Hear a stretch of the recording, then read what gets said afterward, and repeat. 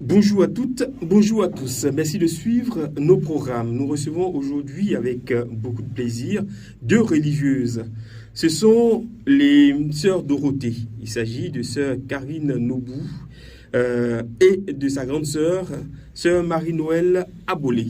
Bonjour mes sœurs. Bonjour. Vous allez bien? Très bien. Alors, peut-on recevoir des religieuses et faire une émission avec elles sans prier? On va profiter de votre expérience de la prière pour commencer cette émission, ce rendez-vous avec nos amis internautes, auditeurs. On va commencer par la prière. Allez-y. Au nom du Père et du Fils et du Saint-Esprit. Amen. Cette prière est dédiée à Sainte Marie Béthille. Nous vous invoquons, ô Sainte Marie Béthille, chaste fleur qui avait grandi à l'ombre du calvaire et avait exhalé le parfum de vos vertus, en présence de Dieu seul, pour le réconfort des souffrants. Ah, obtenez-nous du Seigneur votre humilité et votre charité, qu'il a tant aimé, et cette flamme d'amour très pure qui vous consuma. Enseignez-nous à cueillir les fruits du paix dans le don parfait à vos devoirs et à mériter par votre intercession la grâce dont nous avons besoin et la récompense éternelle au ciel. Amen.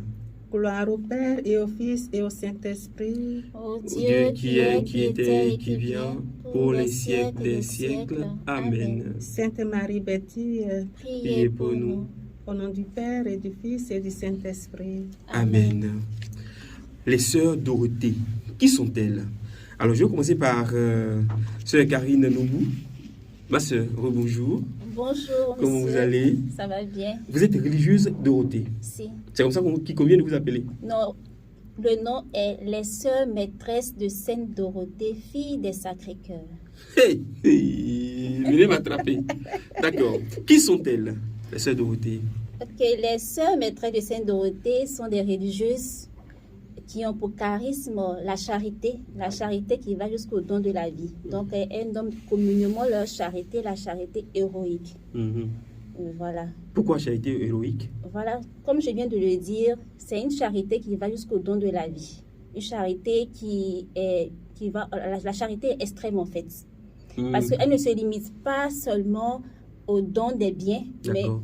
elle va au don de soi, au don de la personne. C'est pour ça qu'on nomme cela la charité héroïque. On D'accord. peut se limiter seulement à la charité, mais bon, pour mieux éclaircir les uns et les autres, on met héroïque. Héroïque.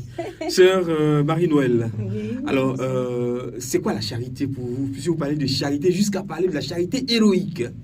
Alors, comme sœur Karine vient de le dire, cette charité héroïque est voulue par notre Père fondateur, Saint Jean-Antoine Farina, est cette charité qui ne se limite pas, qui supporte toute souffrance jusqu'à s'oublier soi-même.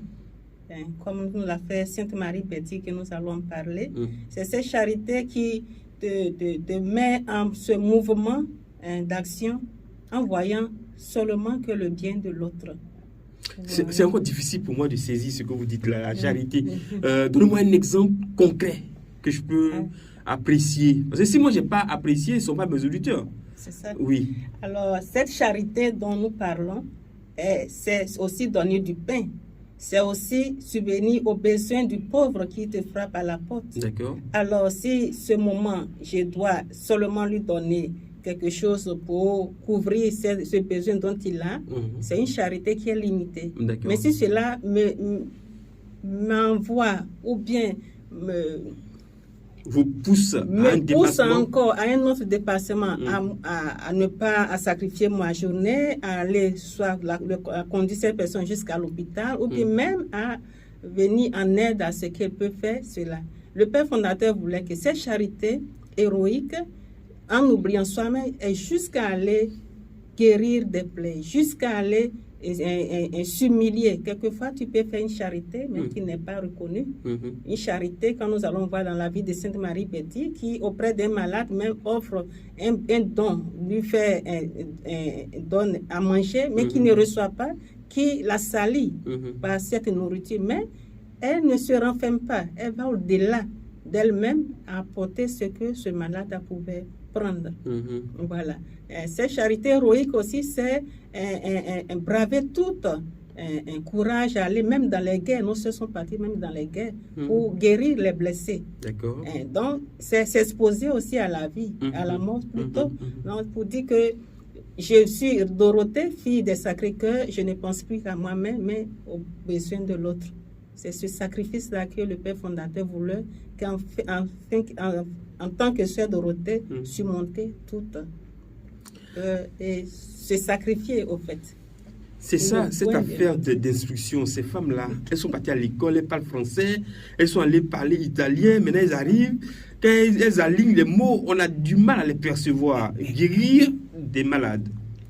Sœur Aboulé, la charité héroïque dont vous parlez, comment est-ce que la maman, la ménagère, le frère qui est à côté peut se rendre compte qu'il est certes charitable, mais il doit atteindre maintenant la charité héroïque dont vous parlez, parce qu'aujourd'hui, là, on vient d'apprendre que le mot charité peut s'accompagner du mot héroïque.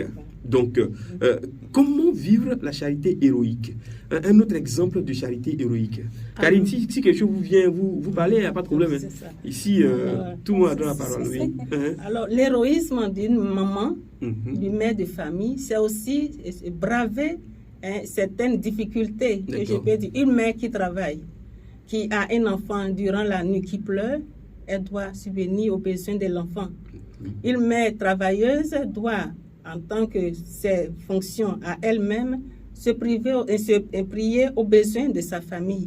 Donc, la nuit, elle peut aussi endurer certains moments de sommeil, attendre le mari ou comme subvenir aux besoins de l'enfant, c'est-à-dire garantir tout le nécessaire pour ses enfants. Oui, mais nous, on fait ça. Nous, les chrétiens, on fait voilà, c'est cet héroïsme de quel parle notre Père fondateur. Aller au-delà de ce qu'elle fait habituellement. Je vais vous libérer un peu. Dites-le en italien, comme ça les Italiens vont comprendre mieux. Et puis peut-être que ça va vous revenir en français. Parce que là, c'est compliqué actuellement de le dire en français. C'est compliqué. Nous pouvons seulement, à travers certains exemples, oui, appuyer. Oui, allez-y. Voilà. Alors, l'héroïsme en italien dit héroïca. D'accord. Héroïca, il veut dire dites-le en italien, allez-y. En italien, ça veut dire quoi? Héroïca veut dire quoi en italien? La carità héroïca. La charité héroïque. La charité héroïque, la carità héroïca. Alors, la carità est héroïque quand elle n'est pas commune. Ah, d'accord, elle se différencie. Elle se différencie. D'accord, elle est exceptionnelle, particulière. D'accord, voilà. Elle dépasse ce que tout le monde peut faire. Voilà. Si tout le monde peut donner à manger de son pain, en partageant son pain, un pain en deux, et puis partager la deuxième moitié, mais pour la charité héroïque, il faut aller jusqu'à partager la deuxième moitié. C'est-à-dire que même ce qui nous reste, on doit pouvoir partager cela. Oui. C'est un peu ça? Oui. C'est Karine. C'est en fait se dépouiller aussi. Se dépouiller complètement, jusqu'à ne plus avoir à manger soi-même. Ne plus avoir à manger soi-même, si c'est nécessaire. Parce que moi aussi, j'ai besoin de me nourrir pour avoir un peu de force. Voilà. Mais dans le cas où ça nécessite, je me prive pour aider plus l'autre. Wow. Voilà. Et vous avez vécu ça? C'est à cela que nous sommes appelés à vivre. Ah, c'est à cela que vous êtes appelés à vivre. Nous sommes appelés à vivre. Donc cela dissimule tout ce qui est fatigue. Je peux être infirmière, revenir de mon travail, avoir le désir de me reposer, mais s'il y a un malade qui frappe à ma porte, je suis appelée à lui garantir, à lui offrir ce temps-là de soins. Voilà. C'est de l'héroïsme que notre Père fondateur parle. Parce qu'on est fatigué, on vient de mission, on est fatigué, et puis c'est là que quelqu'un vient taper à la porte. Il ne tient plus compte de notre emploi du temps, de notre fatigue.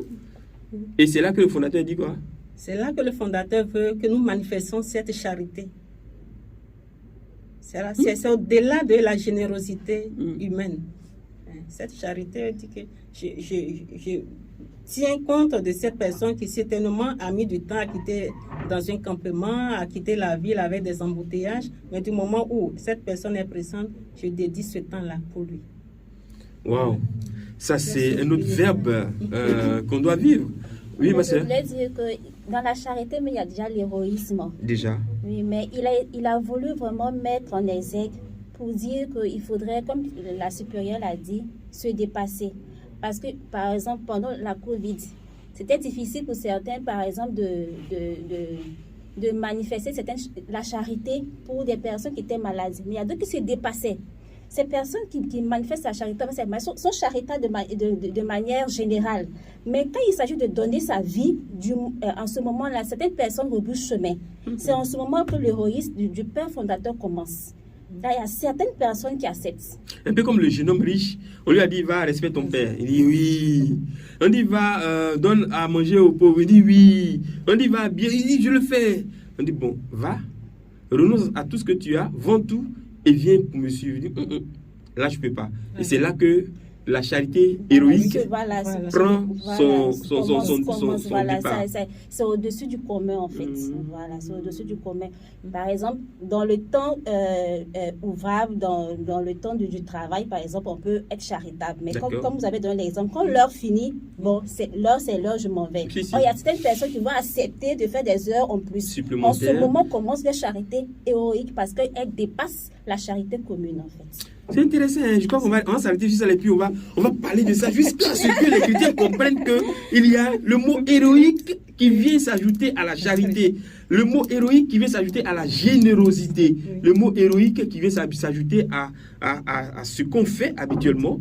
C'est-à-dire, le Seigneur a demandé à quelqu'un, mais si vous rendez, ou bien si vous donnez, si vous invitez celui qui peut vous inviter en retour, qu'est-ce que vous faites d'extraordinaire? Donc là, on tombe dans l'extraordinaire. Voilà, dans l'extraordinaire, en fait.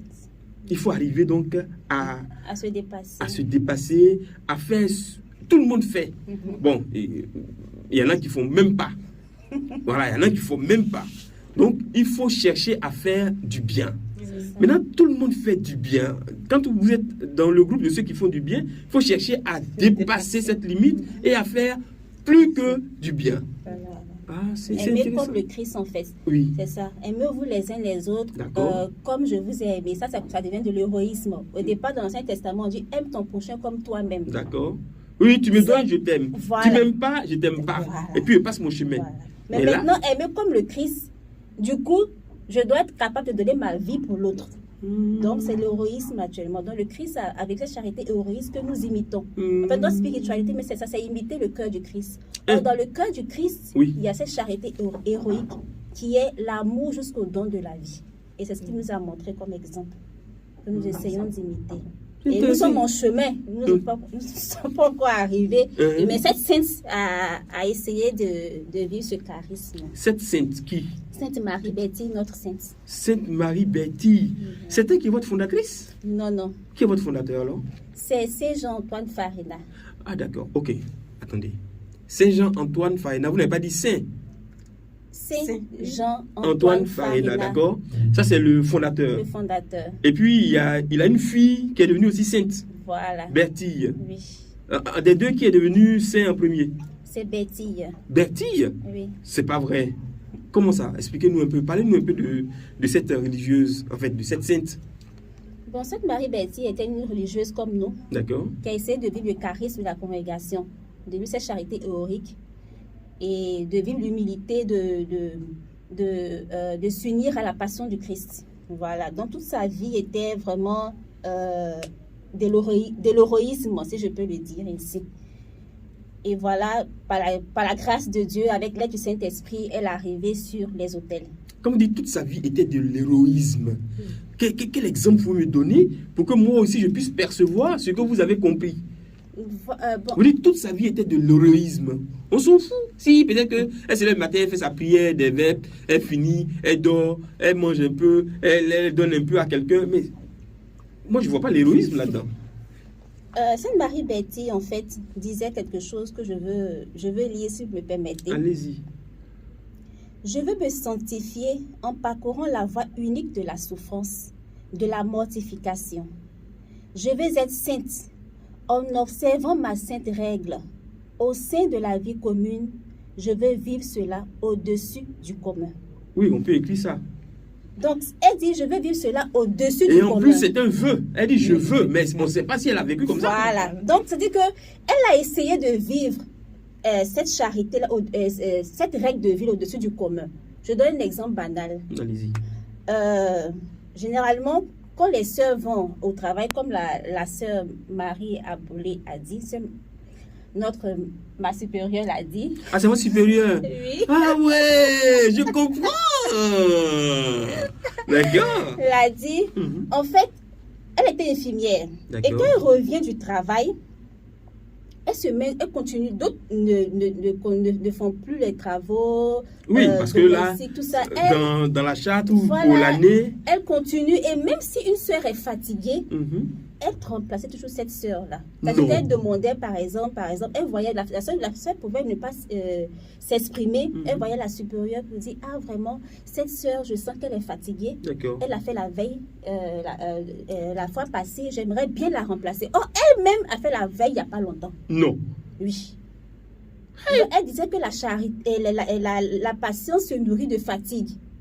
Et elle accompagne de la charité. Et c'était sa philosophie, c'était une parole que Jésus avait dit à Sainte Catherine des Siennes qu'elle avait gardée. Donc elle essayait vraiment de vivre cette charité au-dessus du commun. Elle allait au-dessus de sa fatigue, au-delà de sa fatigue.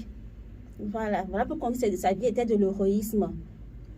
Elle souffrait d'une maladie qui la fatiguait, d'un fibrome, mais malgré ses douleurs, elle travaillait comme tout le monde. Elle ne demandait pas des permissions et tout ça. Non, faut dire encore fort.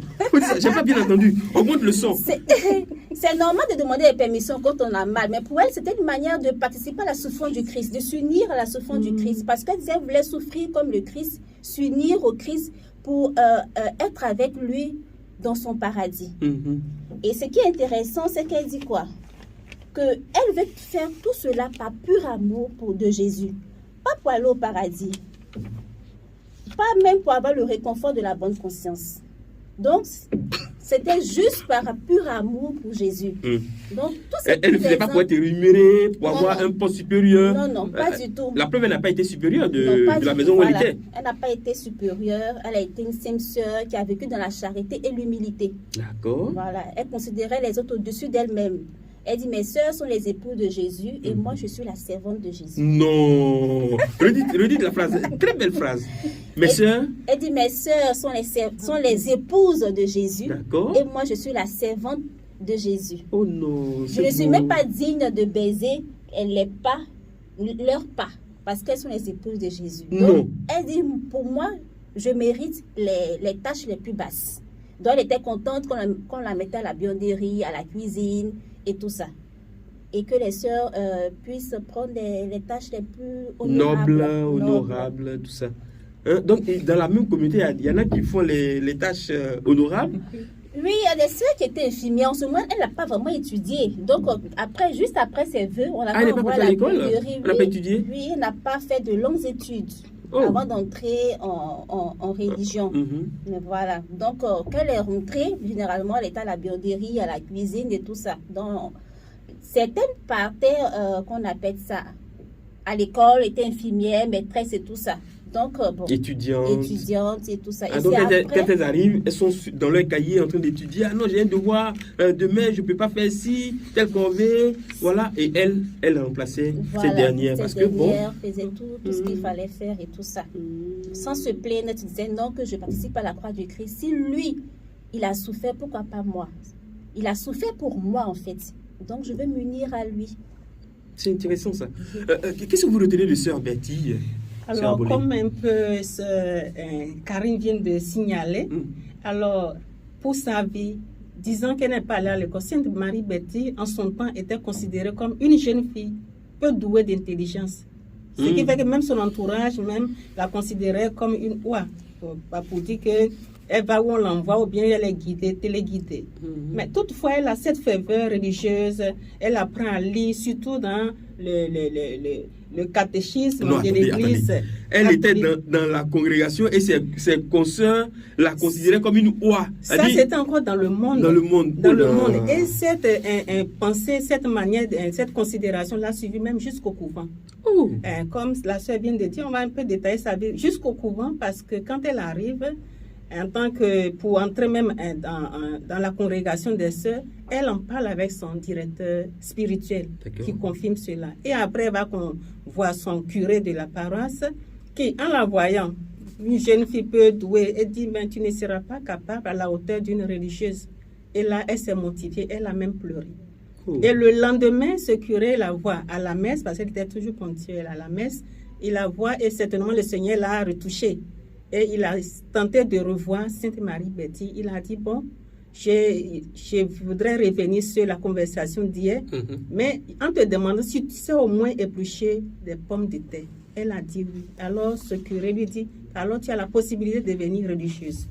Et c'était sa joie la plus grande. Elle rentre au couvent, bien accueillie par la mère générale qui l'estime tellement, et elle finit son premier parcours de noviciat. On l'envoie pour une expérience communautaire à Trévise. Au milieu des sœurs infirmières, au milieu d'une sœur infirmière, certainement la supérieure était une grande infirmière, même responsable, et qu'il ne la voit pas à la hauteur d'une infirmière. Donc, elle ne considéra pas la demande de la mère générale. Voilà pourquoi elle la met à la cuisine. Et cette sainte que nous déclarons aujourd'hui, Sainte Sœur Bertille, était heureuse quand même de se soumettre, d'aller à la vianderie, à la cuisine. Pourtant, elle l'a envoyée pour faire l'expérience d'infirmière, pour pouvoir un demain être elle aussi infirmière. Parce que cette mère générale voyait en elle cette possibilité de prendre soin des malades. Mais elle va persévérer. La deuxième fois après qu'elle ait pris la vie religieuse, elle retournera encore à Trévise, mais sa supérieure ne la considéra pas encore apte à faire l'infirmière. Elle retourne encore au service des plus humbles. Et au fur et à mesure, dans la persévérance, dans la prière, le Seigneur lui ouvrira un chemin pour étudier brillamment et elle deviendra une sœur infirmière qui a su témoigner de l'amour du Christ, qui a su servir les malades. Et malgré qu'elle était, comme Sœur Karine disait, elle était encore infirmière, qu'elle travaillait, elle venait toujours en aide à ses sœurs. Elle revenait de l'hôpital, elle voulait encore se dédier au service de ses sœurs, parce qu'elle voyait en ces dernières-là les épouses du Seigneur. Et elle voulait toujours servir son Seigneur Jésus à travers même ses sœurs. Dans l'obéissance à ses supérieurs, auprès des malades, elle voyait Jésus, donc elle se pliait en tout. J'aimerais qu'on revienne sur un élément très essentiel. Je crois avoir trouvé maintenant une partie du manque de vocation. Le Seigneur dit, la moisson est abondante, mais les ouvriers sont peu nombreux. Je sais également que pour permettre un certain discernement, pour savoir si l'appelé ou celui qui se présente est vraiment appelé par le Seigneur, s'il peut résister à l'exercice de discernement, on a l'habitude de dire, de décourager la foi, l'enthousiasme de ceux qui se disent appelés ou qui se disent être prêts pour servir le Seigneur. Et le prêtre, le curé va leur dire, va réfléchir un peu avant de revenir, ou bien est-ce que toi-même tu es parti à l'école, tu as quel niveau scolaire, et ça tue beaucoup de vocations. Mais avec le décryptage de la vie de Sœur Bertille, on voit que on lui demande, que sais-tu faire? Es-tu allé à l'école? Non. Donc tu ne peux pas être religieuse. Et le curé qui a vu qu'elle était un peu mortifiée, qu'elle était un peu apeurée, qu'elle était un peu triste, après avoir prié, se dit, est-ce que j'ai bien fait de lui dire ça? Mais il lui pose la question de savoir, mais est-ce que tu sais au moins éplucher des pommes? Elle dit oui. Il dit, dans ce cas, tu pourras, parce que être religieux, c'est pas que avoir un bagage intellectuel, mais c'est savoir aussi travailler avec la petite main. Et pour la vie, pour être médecin ou infirmière, on lui demande si elle est partie à l'école. On dit non. Mais une infirmière, c'est qui? C'est celle qui pense après sa formation. Elle va penser les blessures, elle va donner les médicaments aux gens. Elle va plus proche des malades. Proche des malades. Mais pourquoi ne pas réfléchir à la finalité de la fonction que de penser à ce qu'on aura à faire pour découvrir le corps humain avant de dire que tel ou tel est apte ou pas.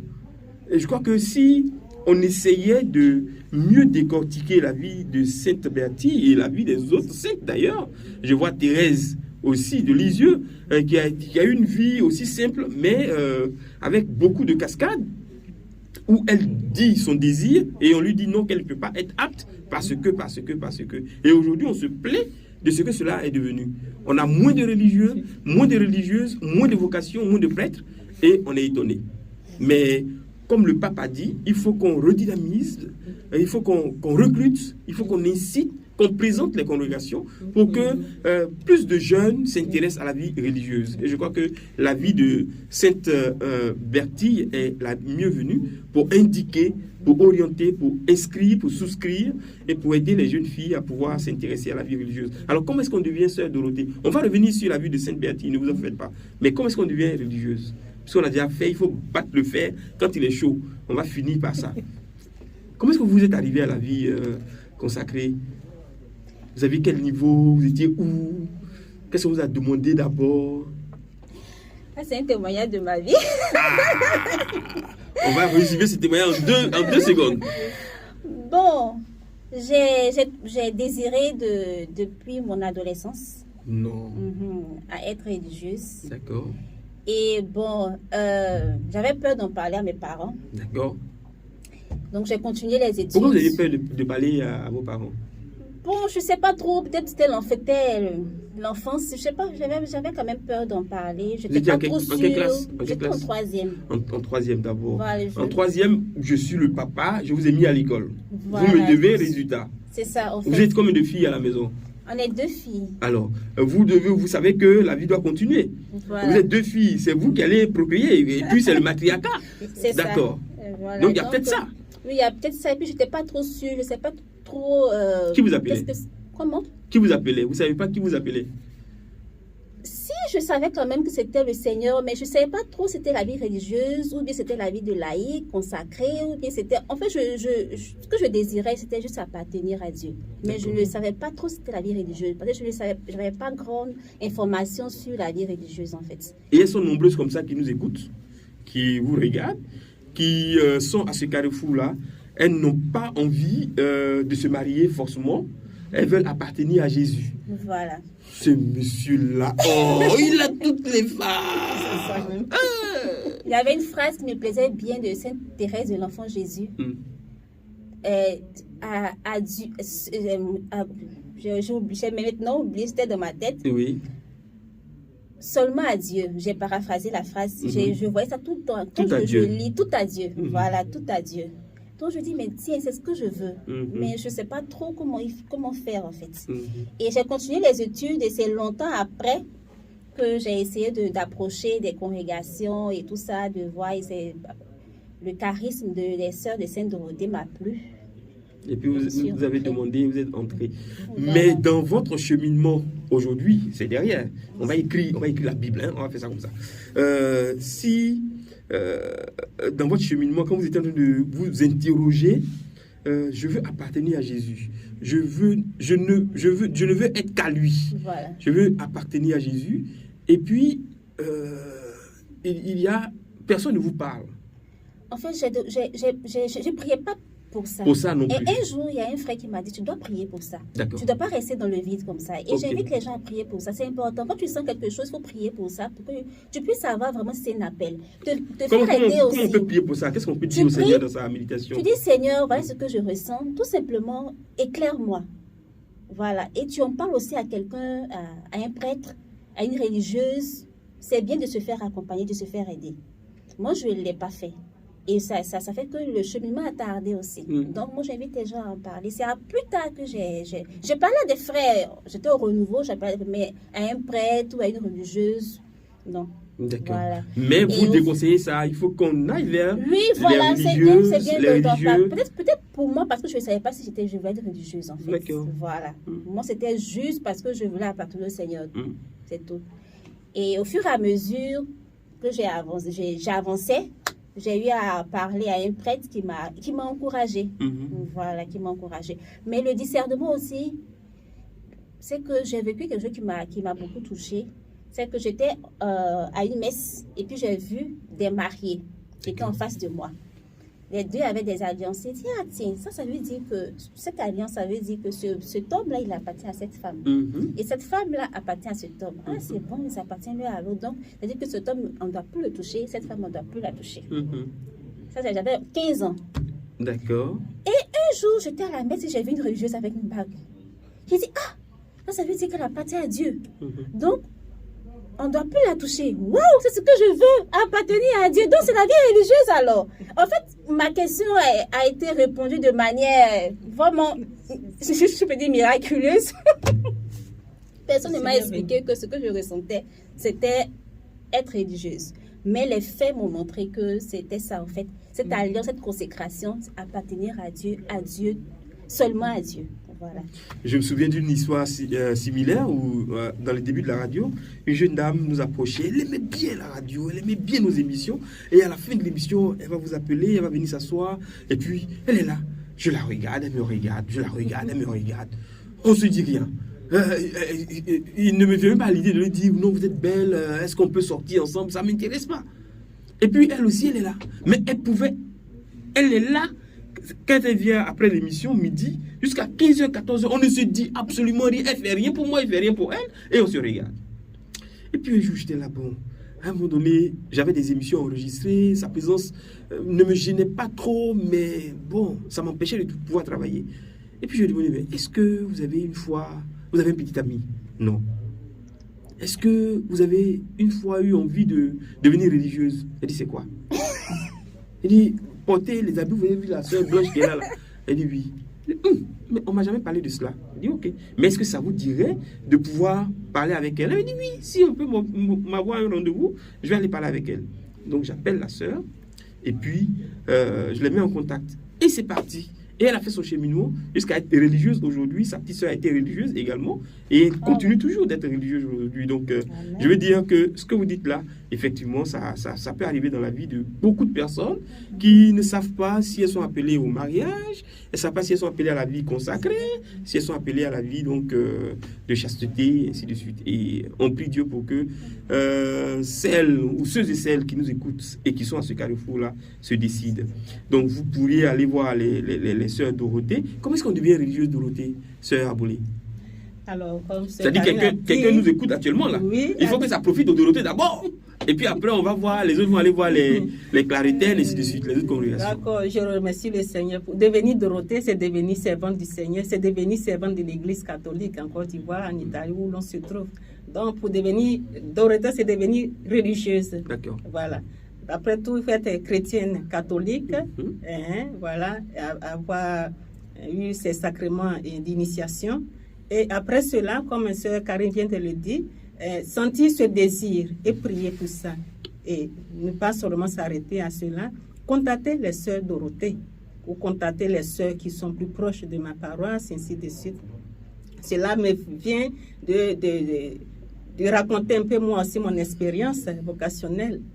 J'aspirais, mais je ne savais pas à quelle congrégation avoir recours. Je me suis fait suivre par un père spirituel qui aussi m'a laissé cette liberté de choix. Même pour dire que la connaissance... C'était en Côte d'Ivoire ici. La connaissance de cette congrégation des Sœurs Dorothée m'a été donnée cette possibilité grâce à cette sainte. Parce que quand j'ai fréquenté l'université, je me suis rendue à l'université à l'UCAO et j'ai rencontré les sœurs Xavier. C'est de là que j'ai découvert le livre de Sainte Bertille. Et c'est écrit dessus une sœur infirmière. Et comme cela répondait un peu à mon aspiration, j'ai pris ce livre et je l'ai lu. Voilà. C'est ce qui a fait que maintenant j'ai fait la découverte des sœurs Dorothée qui se trouvaient à l'épée. À l'épée, et ainsi de suite, je suis de la paroisse de Saint-Mathieu d'Abobo. Et les sœurs Dorothée en ce temps n'étaient pas encore à Abidjan. Et ce qui a fait que j'ai fait cette connaissance des sœurs Dorothée et j'ai commencé un peu mon cheminement avec cette congrégation. Voilà. Devenir sœur Dorothée, c'est simple. Tu sens le charisme, comme la sœur Karine l'a dit, si bien dit, la spiritualité des Sacré-Cœur de Jésus et de Marie. Cette charité héroïque de laquelle notre Père fondateur nous incite à vivre, et être disponible au service de l'Église et de la congrégation. C'est un peu cela. Il n'y a pas un niveau... Bon, le niveau va de soi.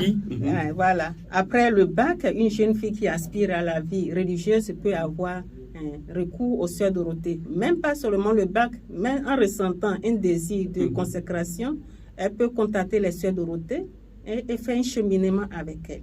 Déjà à partir de la troisième. À partir de la troisième. Et même avant. Voilà. Même C'est-à-dire, avant. elles vous rendent Voilà. visite. Même avant, parce que nous avons même les filles du foyer d'Alépé, de Saint-Jean-Antoine Farina, qui sont avec nous et nous prenons déjà à partir de la 6e jusqu'à la terminale pour les guider, pour les suivre et les orienter, surtout à prier et à devenir de bons chrétiens. Et vous les encadrez aussi. Vous les suivez, Nous vous les parlez déjà suivons. avec les Elles vivent parents. dans le foyer avec nous. Mhm. Il y a des temps de préparation, d'accompagnement spirituel avec les pères capucins d'Alépé. Ainsi de suite, c'est ce travail-là que nous faisons pour les venir en aide. Quel est le signe distinctif des sœurs Dorothée? Je vous vois dans une orgue de religieuses. Comment je peux savoir que celles-là sont les Dorothée? Bon, d'abord, nous sommes les seules congrégations, je ne dis pas les seules congrégations, qui avons cette médaille ronde. Il y a aussi les sœurs de 5 heures qui en ont cette médaille. Notre habillement, habit blanc, manche longue et le voile. C'est ce qui nous distingue. Voilà. Et puis votre voile est un peu bizarre, non? Il arrondit Oui, si. sur les oreilles. Mais c'est pas forcé. trop ça, c'est D'accord. vraiment la médaille. C'est la médaille. Parce qu'on peut voir des sœurs habillées autres comme nous avec le congrégations. même vêtement. Mhm. Mais c'est la médaille qui fait la différence. Et votre médaille, elle est comment? C'est quoi? C'est-à-dire, il y a les Sacrés-Cœurs, il y a une croix à l'intérieur et puis D'accord. il y a 2 cœurs. Mhm. Les Sacrés-Cœurs, c'est écrit Sainte Dorothée, les sœurs maîtresses de Sainte Dorothée, fille des Sacrés-Cœurs. C'est vous vraiment qui avez ça. que des pièces d'argent comme médaille. Il y a d'autres? Non, il y a d'autres congrégations qui ont des pièces d'argent. D'accord. Il y a la communauté des sœurs Saint-François Xavier qui ont aussi une pièce. Une pièce. Super. Voilà, on va s'arrêter là aujourd'hui et puis nous retrouver la prochaine fois pour parler de votre votre fondateur et votre sainte patronne encore, parce que je sens que si on parle de sœur Sainte Bertille, on va avoir beaucoup de vocations. Merci à vous d'être passé nous voir, mes sœurs. Sœur Karine Nobou, merci à vous et bonne continuation. Merci beaucoup. J'ai pas été difficile, non? Non, J'étais pas gentil, du non? tout. Si, Je suis comme le frère de sœur Bertille. si. On est à l'aise. Si, on est Super. à l'aise. Et à la grande sœur, sœur Abolé, Marie-Noël, merci d'avoir organisé tout cela. Merci à nous vous. avoir permis Merci de faire cette émission. Et puis, je crois qu'on va se retrouver une très prochaine fois pour une autre série d'émissions. D'accord, Que Dieu merci. vous bénisse. Amen. Merci, ma sœur.